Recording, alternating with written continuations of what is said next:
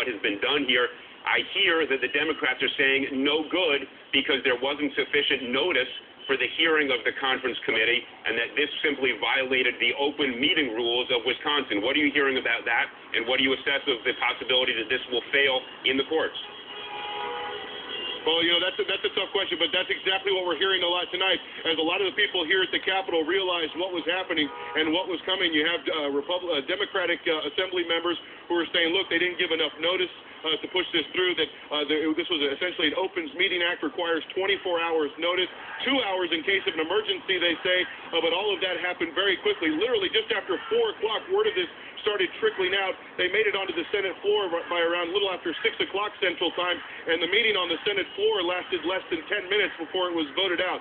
So Democrats here really pushing that angle, that number one, it was also an illegal meeting, that there wasn't enough room for the amount of people that wanted to listen to that. So you'll be hearing a lot of that here in the coming days. But the fact of the matter is right now, that bill has made its way out of the Senate. And it's just, it's amazing. No one was expecting this, as you said. And we can hear in the background all of the honking and the noise. Can your cameraman pan over there and just kind of give us a sense of what the scene's like around you at the Capitol there in Madison? Sure. Let me see if we can zoom in. It's dark in our vantage point across here, but you can see this entrance over into the Capitol building. Just before 6 o'clock Central Time, there was nobody here, but all of this quickly spread between labor union groups and all the protesters that had been out here. Obviously, with more than 3 weeks of protesting, there's a good network of people who are passing along information. And the chanting inside the Capitol grounds tonight has been absolutely intense. It was actually a very tense situation.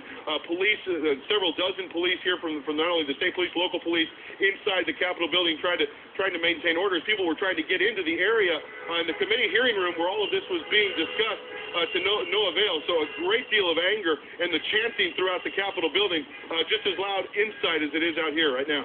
Hi, Ed. Will Kane here. Listen, hey, the Wisconsin Constitution didn't change from yesterday to today. Republican senators have always known that they could pass the repeal of collective bargaining rights with a simple majority under the premise that it's not a fiscal issue. So my question is, what took so long? Why now? What changed between yesterday and today that made them decide to pursue this option? Well, one of the statement that was released by the Republican majority leader in the Senate talks about how that essentially, in his words, that he was given 3 options by the Democratic minority leader, and that they eventually came to the decision tonight or earlier today that they were bargaining